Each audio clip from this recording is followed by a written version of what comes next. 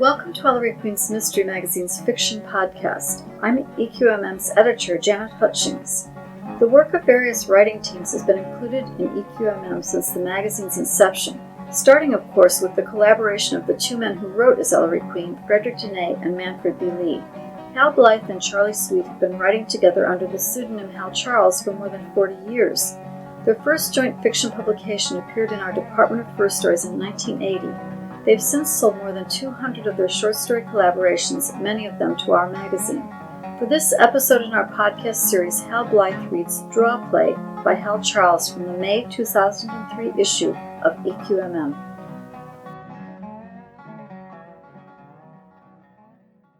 Benny Lee was a-layin' on his back in the Walmart parking lot, trying to loosen the oil plug neath his Ford Ranger, when he scared the living bejesus plumb out of me. "Houston," my older brother announces, "I'm tired of living on the crazy check. It's time you and me become arch criminals and started a crime wave like Clement County hasn't seen since the Great Depression." Now, I'm not the most reputable guy in town, but I certainly didn't want to be what our president calls one of them evildoers. I admit it's hard to make a living on the measly $512 monthly disability check we each get, but we worked hard for that. I'm afraid that Benny Lee's going to rob some bank and someone's going to get hurt, like me. I'm not hearing no words coming out of your pie hole, Houston, so I'm assuming you like my idea. Truly, I just had my own brainstorm, I lie, trying to buy some time. Like the time you wanted to start that pay lake and it didn't rain that whole summer and we lost everything but an acre of dried mud? Ha! If I hadn't dragged you over to Lawyer Sam and told you how to act like you got a bad case of the SSI shivers, you'd have never amounted to nothing. He has me there. If Sam the Man Pharaoh hadn't taught us the ropes of getting on the welfare draw, we'd still be looking for work, which is kind of hard to get, what with Clement County unemployment rate being almost 1 out of every 5. I look in my wallet. I only have $31, and the first of the month is 19 days away. Suddenly my eyes catch the yellow flyer taped to the light pole. I got it. "Me too," yells Benny Lee, giving it heavy oomph. "Oh, Lordy," he cries out, and then he recites a string of real bad words I haven't heard since our high school football coach caught us doing pot under the bleachers after the model game. My brother slides out from under the car, his pants soaked right through with dirty crankcase oil. "This idea of yourn best be good, because I'm not in a really great mood." He spits a plug of Red Man and Pennzoil in the hot August parking lot. I point to the poster and start to read, because Benny Lee's not very good at it. "Mountain Football League tryouts, 9 o'clock Saturday morning at Woodhull High Field. Every man over 21 who makes it through the day guaranteed $50. What do you think?" 1, 2, 3, hike, he says. The hot Saturday morning sun promises us a scorcher. I'm standing there in my cutoffs and Woodhull Wolverine, that's our high school team, t-shirt, sweating salt in my eyes, and we haven't even started practice yet. There must be 150 of us there, ranging from last fall's gridiron heroes to the over-the-hill crowd. Near the stands huddle all our women, looking like where they most want to be is back in their glory days when they was cheering for us. Of course, most of them put on a few pounds since the pom-pom time. It's about 5 of 9, and everybody's milling around like cattle at the stockyard waiting for auction. And like them poor cows, nobody here seems to know what's going on. Suddenly we hear a noise far into the field, and the best-looking vehicle I ever seen up close comes wheeling in. a spanking new Ford F-150 King Ranch Super Cab with that custom cowhide look. Two people get out. One's a big guy with short hair, a couple of visible tattoos, and a clipboard. He's wearing a New York Giants sweatshirt with the sleeves cut off and gray coaching shorts. The other is a dude who's thin as a cornstalk, with sunglasses and a Reds baseball cap on backwards. New York hands us some paper and pencils, telling us to fill the forms out and get our pictures taken by his assistant. "When do we get the $50?" says Benny Lee, licking the pencil point. 4 o'clock this afternoon, says New York, providing you can walk up to me and take it. "What's to stop us all from ganging up on you right here and taking all the money now?" says Benny Lee, half seriously. New York reaches under the sweatshirt and pulls out one of them fancy Glocks. "Because I'll shoot you where it really hurts." He puts the gun away. "Besides, if you make it in the MFL, there's big money out there." "What's the MFL?" I say. "The Mountain Football League. It's made up of semi-pro teams from Pennsylvania, West Virginia, Kentucky, Virginia, Tennessee, and Georgia." "I never heard of no MFL," drawls my brother. "Well, I never heard of you either, sport, but I'm Coach Mike, and I'm willing to give you a chance at signing a big contract before the day is over. You know, my daddy always taught me not to settle for a grape when there's a whole vineyard out there." "How big's big?" says Benny Lee. "Depending on your position and your performance, sport, you might make $500 on a Saturday night."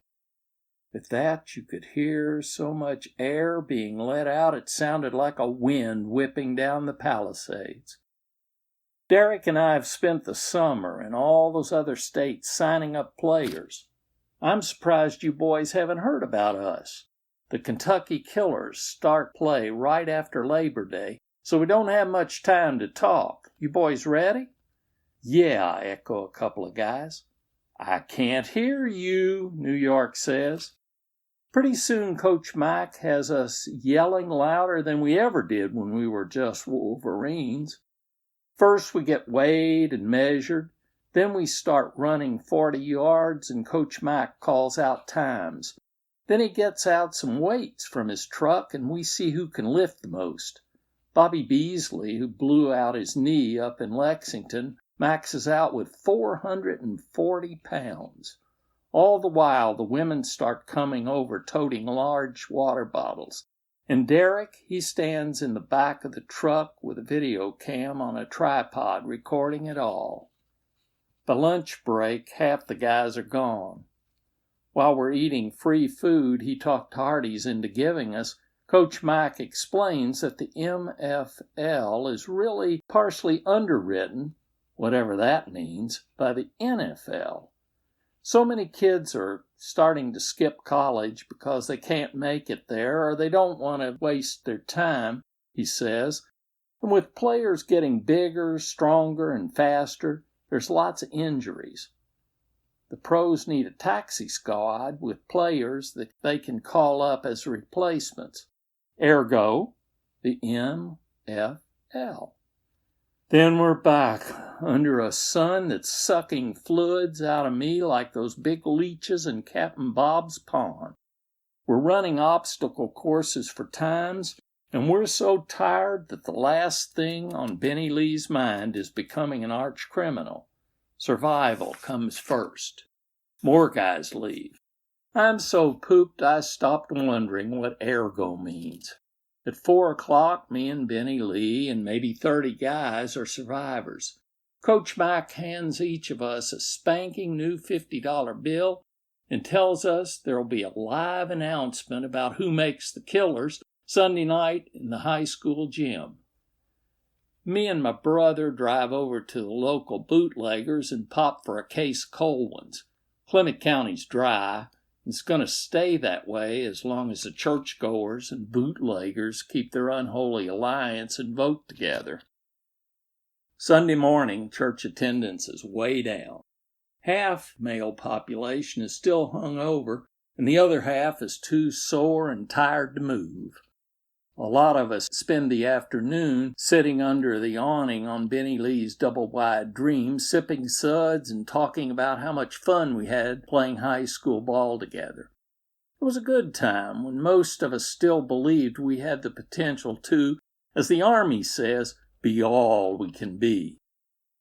I'd have thought the rifle revel would have been at tryouts, I say. Best arm I ever saw in 5 years of high school football. I hear he moved to Lexington, says Bobby Beasley.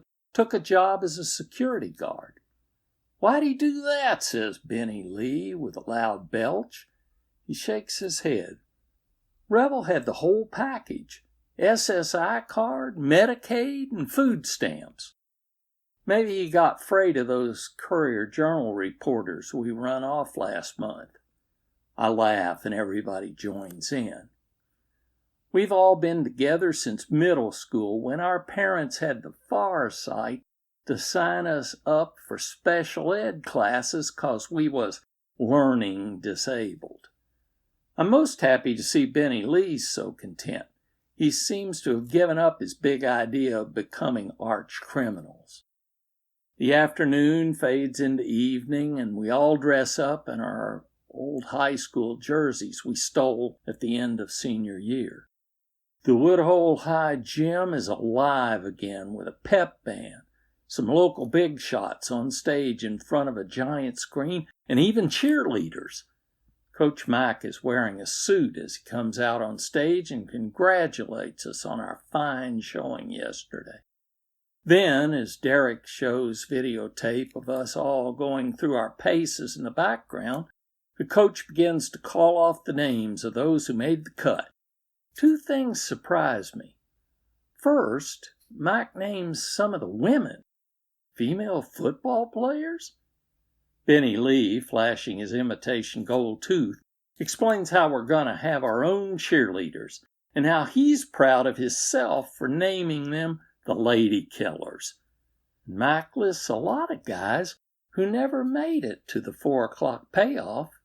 Benny Lee figures they must be on our practice squad. Of course, me and Benny Lee make the cut, and we stand proudly. Bobby Beasley doesn't, even though I heard him tell Coach Mike he'd quit his job as bouncer over in one of the bars in the wet county next door if he made the team. Now, boys and girls, future Kentucky Killers, announces Coach Mike, if you'll go out the side door, there's a couple of buses to take you out to the Holiday Motel. Officials, that means lawyers, from the MFL are waiting out there with contracts, some cameras to take publicity pictures, and a few complimentary drinks. Well, we all climb aboard, and the 3-bus caravan starts out of town as the rest of the townsfolk cheer us on. Me and Benny Lee are hanging out the window waving. When we get to the motel, I almost do something I ain't done since elementary school. Wet my pants. The parking lot is surrounded by Kentucky State police cruisers.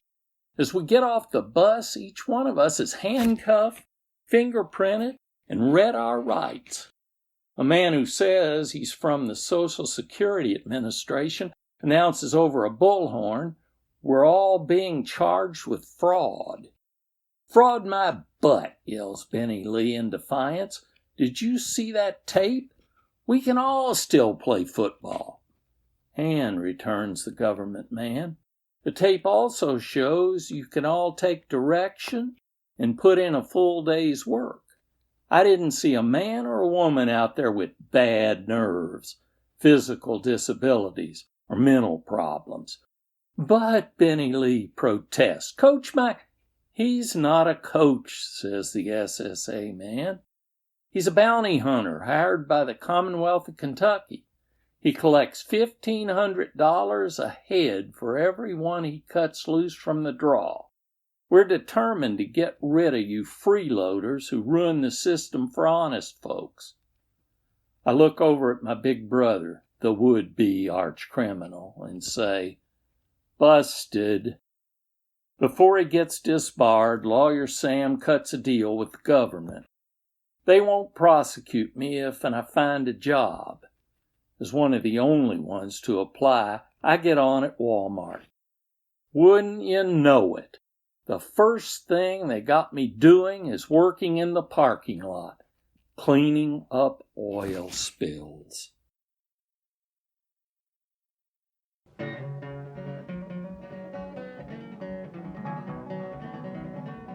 Draw Play is copyrighted by Hal Charles. Music for this podcast was obtained from the Community Audio section of the Internet Archive. Mixing and editing for the podcast were done by Ray Purdom and Jackie Sherbo. You can subscribe to Ellery Queen's Mystery Magazine, where you'll find more stories like this one, by visiting our website at www.elleryqueenmysterymagazine.com.